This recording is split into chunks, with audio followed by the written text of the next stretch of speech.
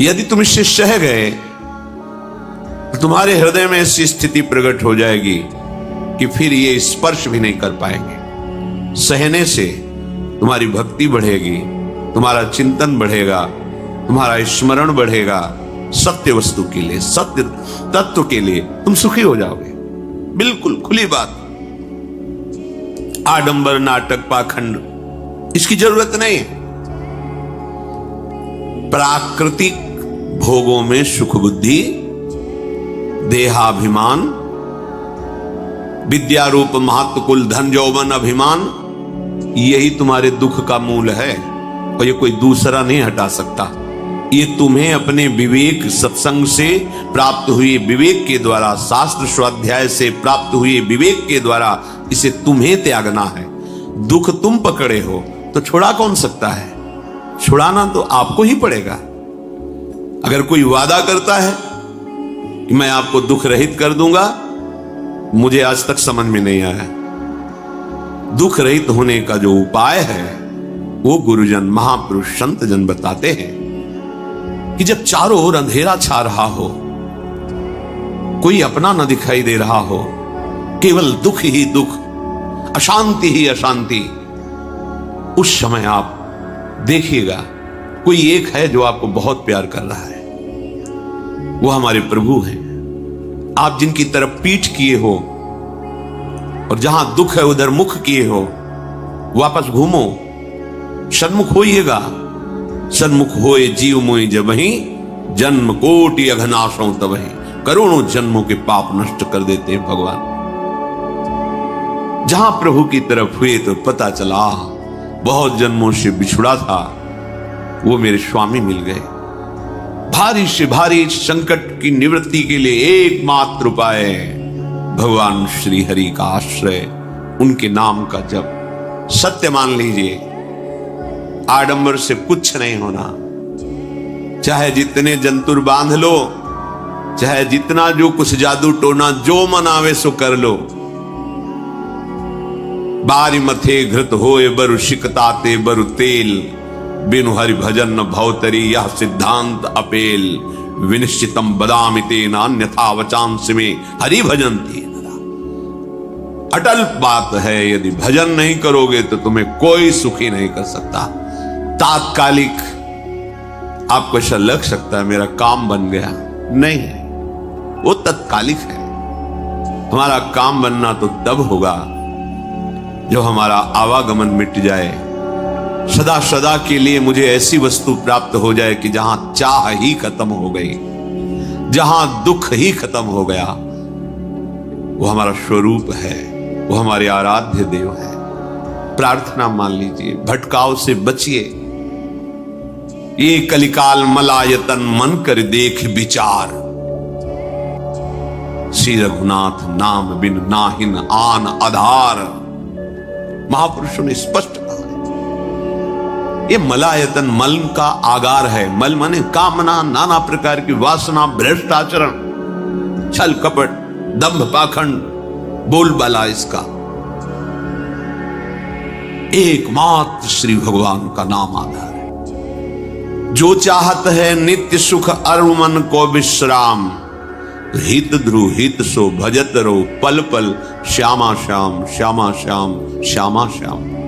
यदि सच्चिदानंद शाश्वत सुख चाहते हो, जहां से कभी हटना ना पड़े, केवल सुख ही सुख है, आनंद ही आनंद है, और मन का विश्राम चाहते हो कि भाग दौड़ मन की मिट जाए, तो बस प्रेम से बोलते रहो श्यामा श्याम श्यामा श्याम, राधे श्याम, राधा राधा राधा वल्लभ। ये बड़ी शोध करके महापुरुषों ने बात कही है।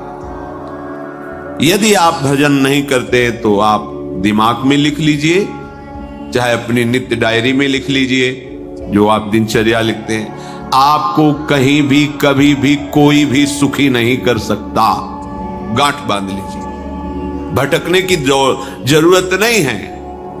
और यदि नाम जप करने लगे, धर्माचरण करने लगे, तो तुम आशीर्वाद देने वाले बन जाओगे। सातरति सातरति सा लोकांतारयति। ध्यान दीजिए, वो तर जाता है, वह तर जाता है, वो लोकों को तार देता है। जब पृथ्वी में भयंकर पापाचरण की वृद्धि हुई। असुरों के द्वारा प्रेरित होकर के जहां भी धर्माचरण, नाम कीर्तन, यज्ञ, हवन, होम, ऋषि मुनि विध्वंस कर दो। क्या हुआ? कोई दूसरा दिखाई दिया क्या? नहीं, किसी की सामर्थ्य नहीं थी। सब मिलकर के ब्रह्मा जी के पास गए, जो ईश्वर कोटि के महापुरुष। सबने ब्रह्मा जी से प्रार्थना की। ब्रह्मा जी ने कहा, हम भी जिनके सेवक हैं वही प्रभु अब हमारे दुख का निवारण कर सकते हैं। सोचो, आप किसी और से दुख निवृत्त कराना चाहते हैं? जिसने सृष्टि बनाई है, भगवान ब्रह्मा जी भी कह रहे हैं मैं जिनके सेवक हूं, वही प्रभु हमारे और आप सबके दुखों का निवारण करते हैं। तो आपको समझ में नहीं आ रहा कि एकमात्र भगवान श्री हरि ही हमारे दुख का निवारण कर सकते हैं। हमें कहीं भागने दौड़ने की जरूरत नहीं है। साधु समागम इसलिए किया जाता है कि हृदय पवित्र हो जाए। पवित्र हृदय की पहचान बुद्धि में विवेक का प्रादुर्भाव हो जाए, और विवेक से मोह का नाश करके हम निरंतर प्रभु के प्रेम में डूबे, भजन में डूबे। सबने एक साथ मिलकर के विचार किया कि महासुख सिंधु प्रभु से विनय करनी तो कहां जाया जाए? वैकुंठ चले, किसी ने कहा क्षीर सागर चले। अपनी अपनी भावना व्यक्त कर रहे थे।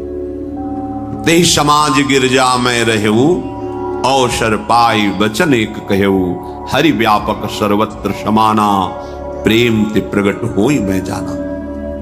हे गिरिजा, परम वैष्णवाचार्य भगवान महादेव जी कहते, उस देव समुदाय में हम भी थे। हमने कहा कि हमारे तो हृदय में बात ऐसी आती है कि कहीं भागने की जरूरत नहीं है। हरि व्यापक सर्वत्र समाना, जैसे वो वैकुंठ में विराजमान है, क्षीर समुद्र में विराजमान है, ऐसे कण कण में विराजमान है। बस तुम प्रेम से पुकारो, जहां पुकारोगे वहीं प्रभु प्रकट हो जाएंगे। नाम बाणी जहां श्याम श्यामा तहां, नाम बाणी निकट श्याम श्यामा प्रगट। सिद्ध सिद्धांत है, भटकने की जरूरत नहीं। जहां हो वहीं से प्रिया प्रीतम का नाम पुकारो, नाम कीर्तन करो, उनकी लीलाओं का गायन करो, सबको सुख देने की भावना करो। देखो तुम्हारी दृष्टि बदलती चली जाएगी, भगवत साक्षात्कार करने की योग्यता आने लगेगी। ऐसा ही हुआ। सबने मिलकर के श्री भगवान को विनय पूर्वक आर्त भाव से पुकारा।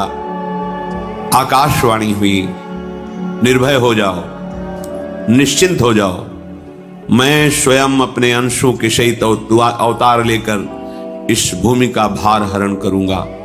तुम सब बड़े बड़े जो देवता हो, जाओ हमारी लीला में सुख लेने के लिए सब ऋक्ष वानर आदि का रूप धारण करो। ब्रह्मा जी, महादेव जी, बड़े बड़े ईश्वर कोटि के लोकपाल बहुत प्रसन्न हुए, क्योंकि भगवत वाणी सत्य है, त्रिकाल सत्य है। सबको विश्वास हो गया कि अब मारा तो जाएगा ये महासुर, जिसको लगता था कोई ना मंत्र के द्वारा मार सकता है ना अस्त्र के द्वारा मार सकता है, स्वयं श्री भगवान पधार रहे हैं। भगवान ने जो निरंतर भजन प्राण रहते हैं, कश्यप जी, अदिति जी, वो भगवान के वात्सल्य में भरे थे। प्रभु जब प्रकट हुए तो उनसे कहा, मुझे आप जैसा पुत्र चाहिए। प्रभु ने कहा कि मेरे जैसा तो मैं ही हूं, अद्वितीय हूं, दूसरा कोई है नहीं, मैं ही अवतरित होऊंगा। भजन में देखो कितनी सामर्थ्य है। जगत पिता को पुत्र रूप में प्राप्त कर रहे हैं। वही चक्रवर्ती सम्राट अवधपुरी के नरेश महाराज दशरथ जी के रूप में, जिनके महामहिम अद्भुत सौभाग्य प्राप्त करने वाली तीन ये रानियां, श्री कौशल्या जी, श्री कैकेयी जी, श्री सुमित्रा, भगवान वशिष्ठ जी इनके गुरुदेव हैं। प्रायः बड़े बड़े महान जो राज्य पालक रहे, उनके ऊपर, राजा के ऊपर महाराजा विराजमान रहे। ऊपर से स्वर्ग लोक आदि लोकों से भी ये शिक्षा मिली। देवराजेंद्र तो भगवान बृहस्पति, दैत्यराज बलि तो भगवान शुक्राचार्य, जनक जी तो सदानंद जी महाराज, दशरथ जी तो वशिष्ठ जी महाराज। ऐसा था क्योंकि जहां हमारा विवेक काम नहीं करता वहां ये ब्रह्मबोध संपन्न महापुरुष तत्काल हमको संभालते हैं। महाराज दशरथ जी के हृदय में प्रबल लालसा हुई कि अब अवस्था व्यतीत होती जा रही है, पर जो गृहस्थ धर्म का परम लाभ है वो तो हुआ ही नहीं। वशिष्ठ जी के चरणों में प्रणाम करके कहा, भगवान एक ही बात की असंतुष्टता है, हमारे कोई पुत्र नहीं। वशिष्ठ जी ध्यानस्थ हुए, ध्यान में देखा और उनका तुम्हारा जैसा सौभाग्य अन्य का किसी का नहीं हो सकता। तुम्हारे यहां स्वयं सच्चिदानंद भगवान श्री हरि अपने अंशों के साथ अवतरित हो रहे हैं। श्रृंगी ऋषि को बुलाया गया, पुत्रष्टि यज्ञ करी, उसमें साक्षात भगवान अग्निदेव प्रकट होकर के खीर दिया और कहा अपनी रानियों को पवा दीजिए। वशिष्ठ जी के आज्ञा के अनुसार उस खीर को 2 भाग में किया। प्रथम भाग श्री कौशल्या जी को दिया, जो दूसरा भाग था उसके 2 भाग किए, उसका 1 भाग कैकेयी जी को भी किया। अब जो 1 भाग बचा उसके 2 भाग किए और वशिष्ठ जी की आज्ञा के अनुसार 1 माता कौशल्या जी को, 1 कैकेयी जी को दिया। उन्होंने अपने हाथ से सुमित्रा जी को दिया, तो सुमित्रा जी के गर्भ से लक्ष्मण और शत्रुघ्न, कौशल्या जी ने जो भाग दिया उससे लक्ष्मण जी प्रकट हुए, जो रामचरण अनुरागी, अद्भुत अद्भुत हरि प्रेमी। शत्रुघ्न जी भरत चरणों का आश्रय लिए हुए राम जी का सेवन करते हैं। बड़ा रहस्य है, कितनी मर्यादा है। गुरु की आज्ञा से जहां जैसा विधान होना चाहिए वैसा, तो उस बड़ा मंगल शुरू। ये महामहिम जगत पावन करने वाली माताएं मानो अपने गर्भ में अखिल ब्रह्मांडों के स्वामी को धारण किए हैं, जिनके गर्भ में अनंत ब्रह्मांड वास करते हैं, उन प्रभु को अपने गर्भ में धारण करने का अनुभव कर रहे हैं। महाराज दशरथ बहुत प्रसन्न है। ये जीवन का परम लाभ है। प्रभु हमारे कोई भोल, माता पिता भाई बंधु सखा पति प्रीतम पुत्र कुछ भी, ये तो ऐसे करुणामय कोई भाव रख लो और गाढ़ भाव कर लो तो आपको अनुभव कराने लगेंगे। जिस भाव से आप देखोगे कैसा सुख महाराज दशरथ जी को हो रहा होगा, जिनको गुरुदेव से पता है कि स्वयं भगवान पधार रहे। प्रतिपल इनके दर्शन करके कौशल्या जी, कैकेयी जी, सुमित्रा जी के प्रेम पुलकित रहते हैं। दशरथ जी अहो भाग्य, साक्षात भगवान पधार रहे। समय व्यतीत हुआ, जोग लगन गृह बार तिथि सकल भये अनुकूल, चर अरु अचर हर्ष जुत राम जन्म सुख मूल। ठीक योग लगन ग्रह वार तिथि सब अनुकूल हो गई। कब? जिसके हृदय में प्रभु का प्रकाश हो जाता है। जो प्रभु के भजन में रहता है तो योग लगन ग्रह वार तिथि नक्षत्र सब अनुकूल हो जाते हैं। जो पे कृष्ण चरण मन अर्पित तो करी है का नवग्रह। सब ग्रह नक्षत्र वार तिथि ये जितने भी विघ्न कारक या शुभ कारक है, ये सब शासन में रहते हैं। जिसके हृदय में भगवान नाम चल, जिते विनायक शुभ अशुभ ये विघ्न करे नहीं कोई, क्योंकि भगवान का नाम चल रहा है, हृदय में भगवान प्रकाशित हो गए हैं, परमानंद अनुभव होता है। ऐसे भगवान जगत में प्रकट हो रहे हैं। ये तो कभी कभी अवतार होता है, पर ये अवतार होता ही रहता है। भगत के हृदय रूपी महल में अवतार होता रहता है।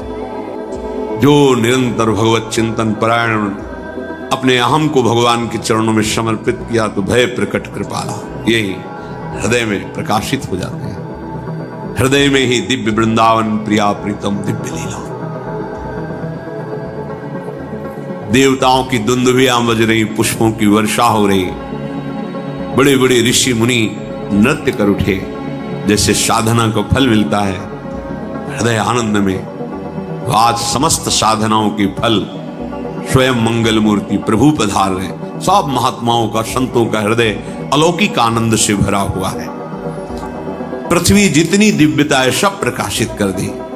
रस भरे फल, औषधियां, दिव्य मणियां, रत्न जो छुपाए हुए अपने गर्भ में थी, प्रभु आ रहे, सब प्रकाशित कर दी। जलधाराएं जो सूखी हुई थी वो भी।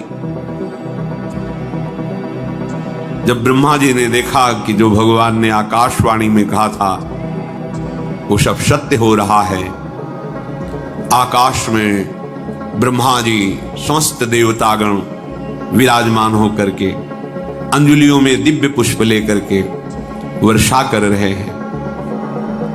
सुंदर सुंदर अलग अलग वाद्य बज रहे हैं। ऋषि मुनि देवता सब स्तुति कर रहे हैं।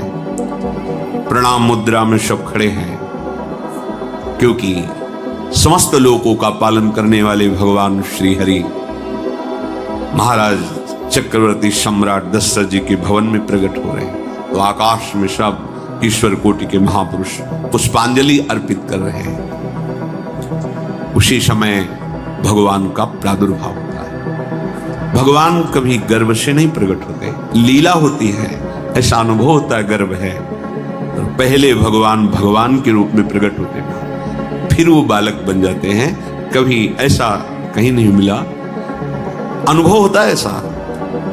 समय से गर्भ रहा, समय से गर्भ बढ़ा, ऐसा अनुभव होता है, पर भगवान प्रकट होते हैं। इसीलिए भय प्रगट कृपाला दीन दयाला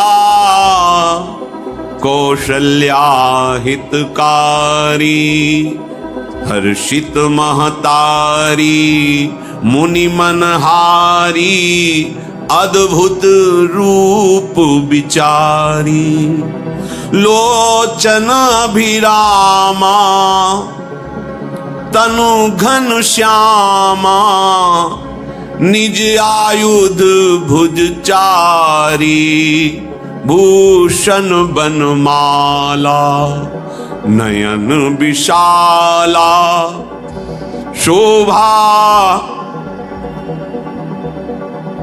सिंधु खरारी कह दुई कर जोरी अस्तुति तोरी केहि विधि करो अनंता माया गुण ज्ञाना तीत अमाना वेद पुराण भनंता करुणा सुख सागर सब गुण आगर जेहि गावहि श्रुति संता सो मम हित लागी